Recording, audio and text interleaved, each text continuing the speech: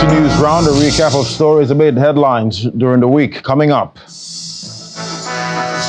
officials of the Economic and Financial Crimes Commission lay siege to the residence of former governor of Kogi State, Yahaya Bello, over alleged money laundering.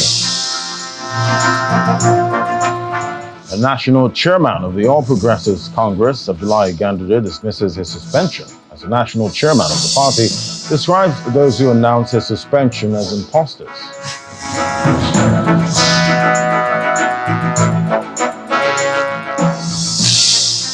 And leaders of the People's Democratic Party gather for the 98th National Executive Committee, fail to decide on substantive chairmanship and national secretary positions. Plus, record storm hits United Arab Emirates. Country braces for more rains.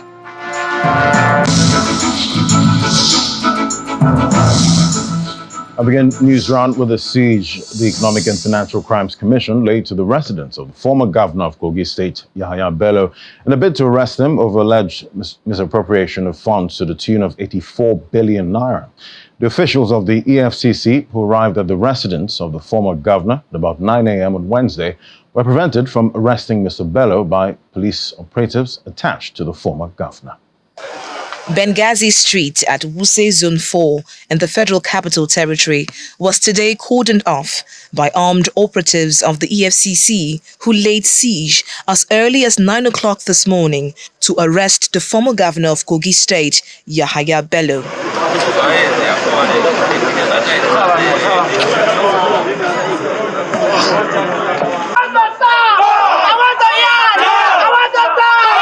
Loyalists and aides of the former governor, including police officers, are seen mounting a resistance, forcing operatives of the EFCC to mount watch a few meters away.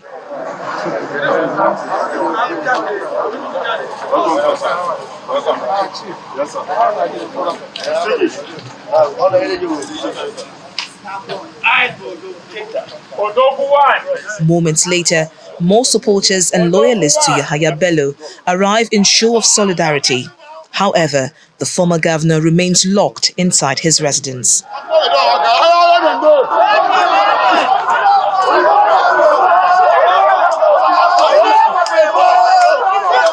With the EFCC still mounting watch, hours later, the current governor of Kogi State, Usman Ododo, arrives to the cheer of supporters.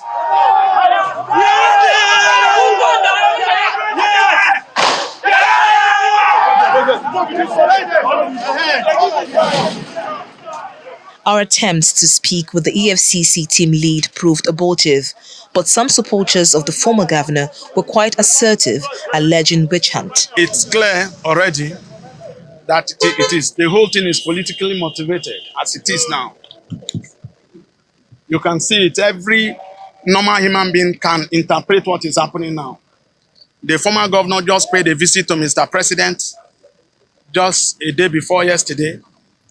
And today, this attack came. It's clear. You can read it. You can read within the line. I am not sure those guys are from EFCC because there is a subsisting court order. I am sure they have regard for rule of law.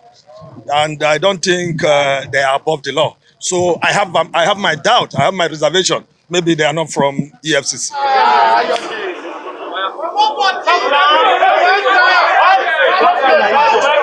Finally, Governor Usman Ododo departs the premises after about 5 hours of the EFCC officials' wait.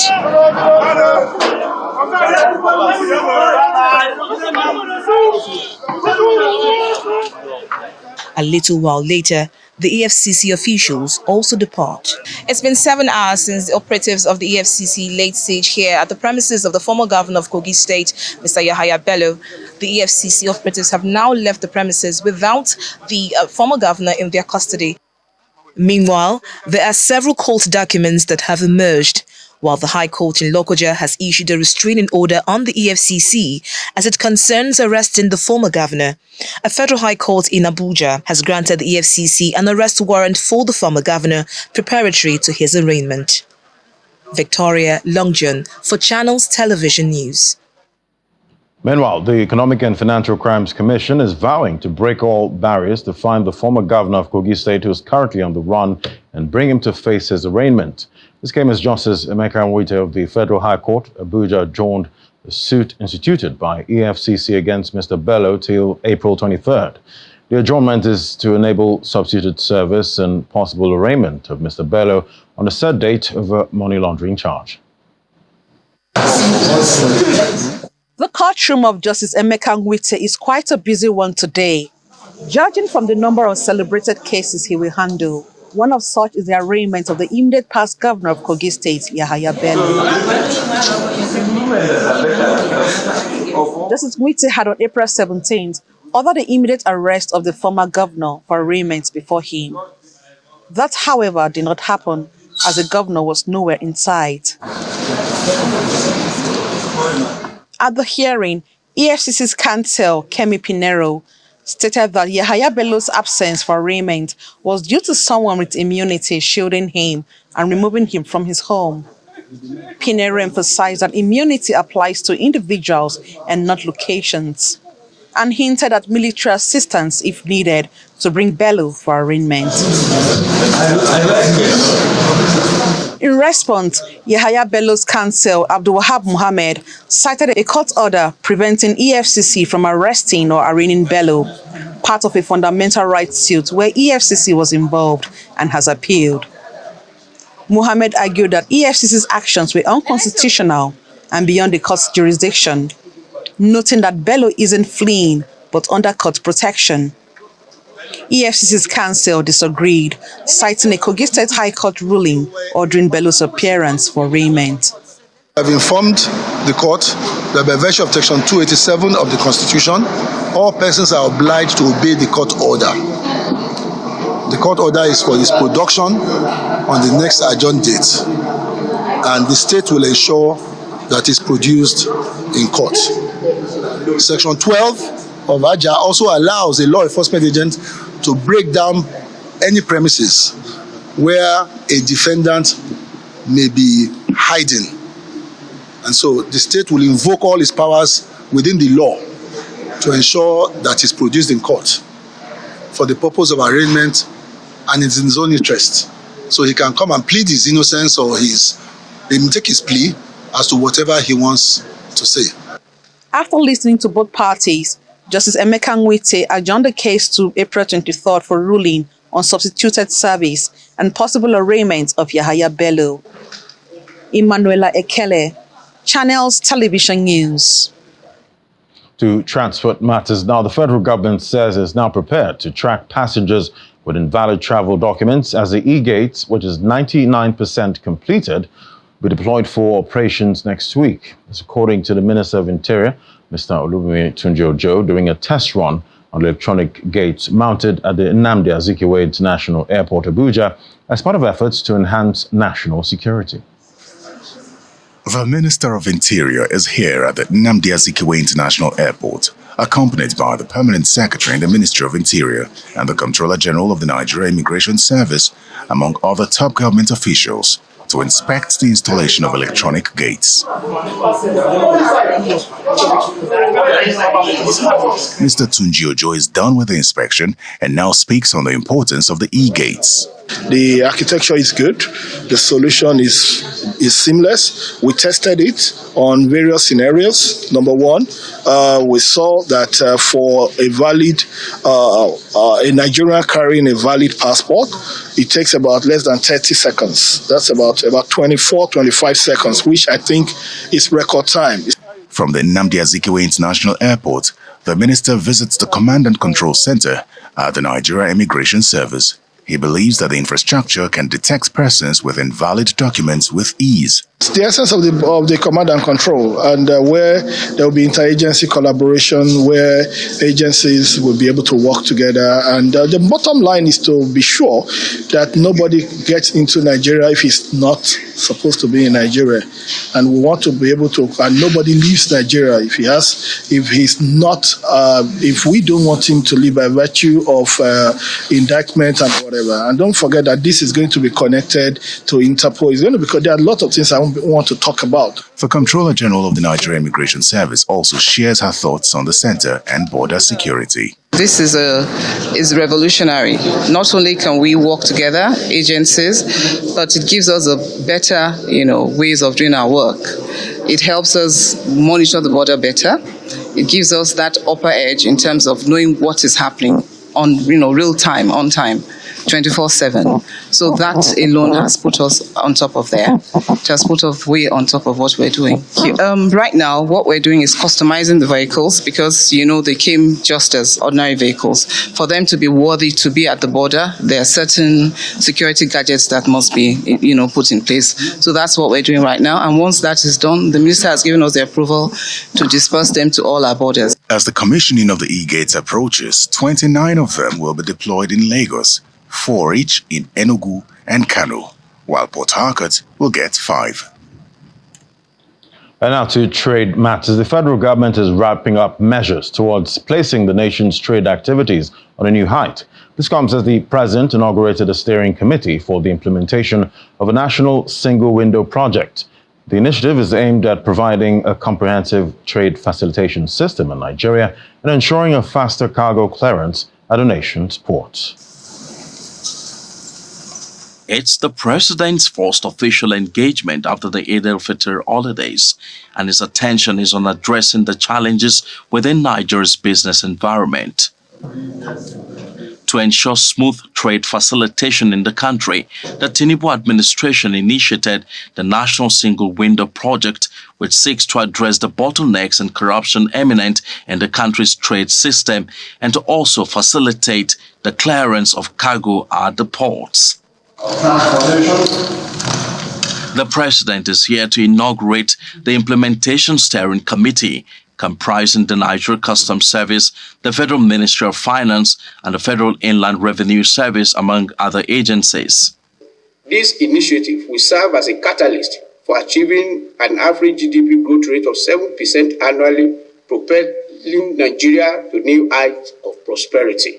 Paperless trade alone is projected to bring an annual economic benefit of around $2.7 billion USD, a testament to the transformative power of this initiative. President Tinubu believes the policy will also enhance Nigeria's trade relations with other African countries while also boosting revenue generation.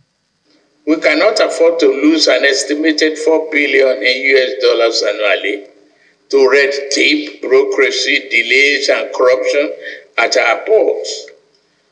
The national single window will address these issues headlong, preventing revenue leakage and facilitating effective trade. By doing so, we will create a more transparent, secure, and business-friendly environment that will attract investment and spur economic growth. From the council chamber, members of the committee briefed State House correspondents at the press gallery, where the Controller General of the Nigeria Customs Service highlights steps being taken towards the reopening of Nigeria's land borders. In terms of opening the land borders, consultations are already in progress, some of them at very high level.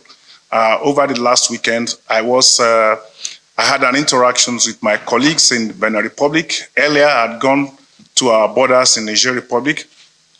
We are looking at the issues that led to the closures of the border in the first instance.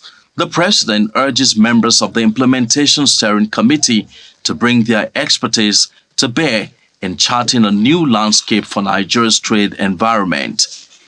From the presidential villa, Emperor Simon, Channels Television News. And when News Round returns, UAE experiences highest rainfall in 75 years. Details later. Please stay with us.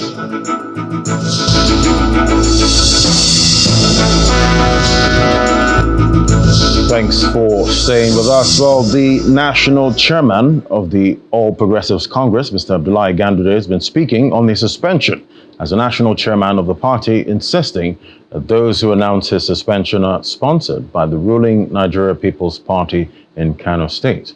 Addressing a delegation of APC members from Kano State, led by the state chairman, along with executives of Mr. Ganduje's ward in Dawakin Tofa local government ward in Kano State, he described those who announced his suspension as imposters who will be made to face the wrath of the law. Senior party officials from Kano State are here for a solidarity visit with the national chairman of the party, Abdullahi Ganduje, following his alleged suspension from the party by some members at his ward level. This delegation is led by the state chairman of the party, in the company of the party's governorship candidate in the 2023 election, as well as the ward chairman of the Dawakin Tofa local government area. For giving us this opportunity. Speaking on behalf of the delegation, the state chairman of the party tells the national chairman that he has their support.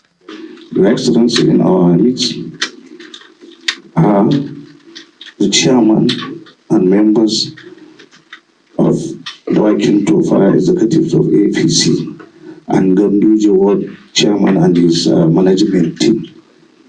They are here for a solidarity visit. They are here to tell us all that the information going around is not the true situation on the ground. The national chairman expresses his gratitude to the delegation with a charge to remain committed to the unity of the party. Mr. Ganduje tells them that the APC has commenced legal action against imposters parading themselves as members of the party. Our complaint is that you have disassociated yourself from that false claim, and in addition to that, you appeal to us. We take appropriate legal action according to the rule of law. This new distraction should be checked by the security agencies and even the judiciary. On Monday this week, some members of the APC from his ward in Dawakin Tofa local government area of Kano State announced that Mr. Ganduje's membership has been suspended. According to them, this action stemmed from corruption allegations, including bribery, leveled against him by the Kano State government. And the National Executive Committee, which is the highest decision-making body of the People's Democratic Party, has directed the National Working Committee of the party to reconstitute all the reconciliation committees to resolve wranglings in the party. The committee, however, failed to take a decision about a substantive national chairman for the party, even though it's one of the issues that the PDP Board of Trustees wants the party to address. Former Vice President Atiku Abubakar, Mr. Nyesom Wike, and other prominent members of the PDP arrived at the venue of the 98th National Executive Council meeting of the party in Abuja. Prior to this meeting, the PDP Board of Trustees met and urged the party to do the needful regarding the tenure of the acting national chairman, Mr. Umar Damagum.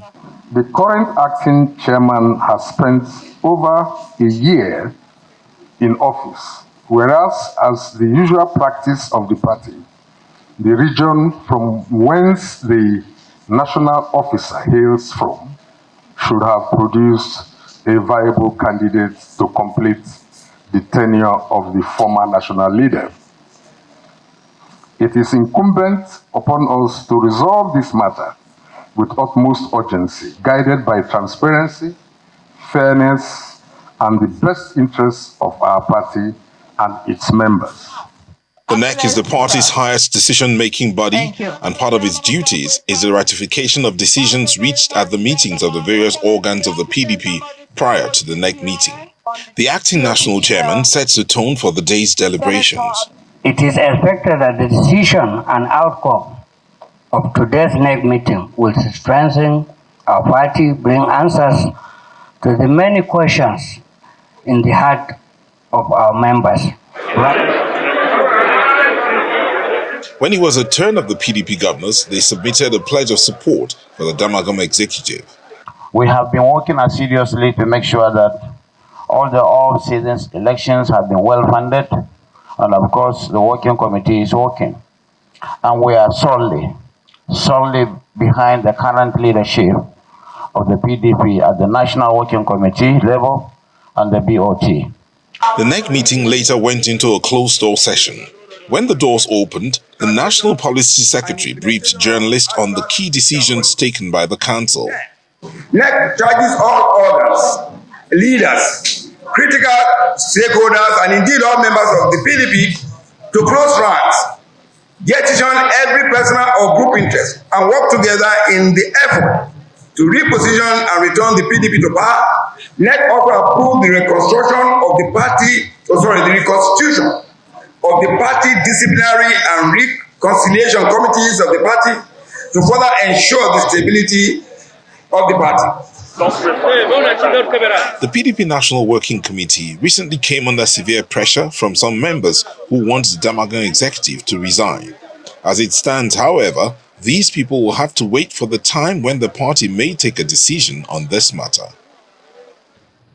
And outside the shores of the country, the International Monetary Fund has reviewed its projection of economic growth for Nigeria in 2024 to 3.3%, up from its earlier projection of 3.2%.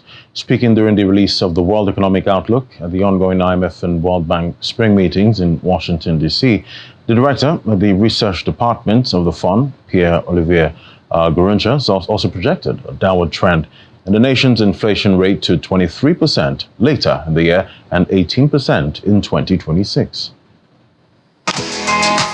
To commence the spring meeting, officials of the International Monetary Fund are briefing journalists on the World Economic Outlook. He's the economic counselor and the director. First, the officials take a look at how developed economies are faring under the current economic climate vis-a-vis the impact on developing countries such as Nigeria. Having a hard time sort of At the end, they make recommendations on how to get it right going forward. Inflation continues to come down. Median inflation will decline from 4% at the end of last year to 2.8% by the end of this year and 2.4% at the end of 2025. And most indicators continue to point to a soft landing. Now, resilient growth and rapid disinflation are consistent with favorable supply developments, including the fading of energy price shocks and a striking rebound in labor supply, supported by strong immigration in many advanced economies. It's then time for question and answers. For Nigeria, the IMF appreciates recent interventions by the government, which it says will bring down inflation. Growth in Nigeria, steady, but actually rising this year from 2.9% last year to 3.3% this year. We've seen an expansion from the recovery in the oil sector with a better security situation and also improved agriculture. Benefiting from the better weather conditions and the introduction of dry season farming. So there's a broad-based increase also in the financial sector and the IT sector. Inflation, yes, it has increased. Part of this reflects the reforms, the exchange rate, and it's passed through into other goods, from imports to other goods. So this explains also why we revised up our inflation projection for this year to 26%. At another meeting tagged Understanding Sovereign Debt in Africa, IMF is advocating a legal and legislative framework that will compel governments in the African region to be transparent with their debt data. It has shown real leadership. On Monday, the National Bureau of Statistics puts the nation's inflation rate for March at 33.2%. However, the International Monetary Fund is seeing a decline in the rates later in the year. This is just as the fund expresses confidence that fiscal and monetary policies are expected to impact the life of the people soon. From Washington, D.C., Sarah Chimugu, Channels Television News. And finally, the United Arab Emirates, UAE, is bracing up for more rains in the coming week as the country's weather agency forecasts more showers, although not as heavy as was witnessed earlier this week. Residents and government agencies are rallying together to bring normalcy to the tourist city after storms brought in heavy rains and severe flooding.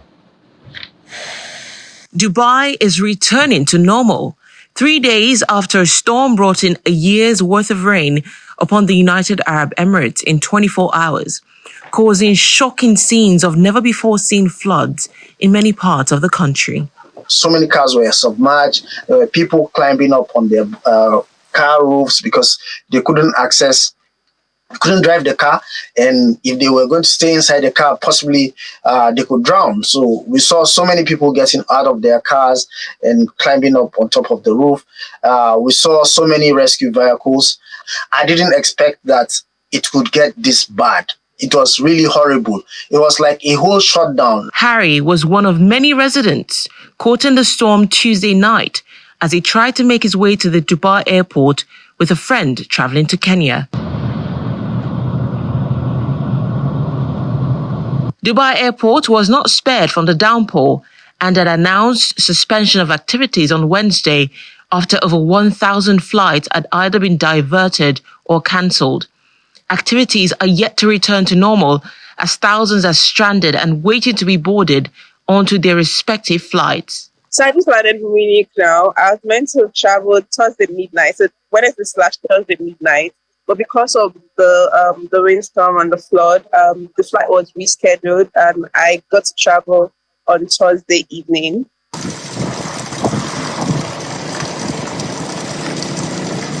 Dubai is recovering, some areas faster than others.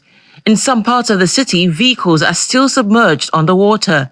Houses are still flooded and out of power.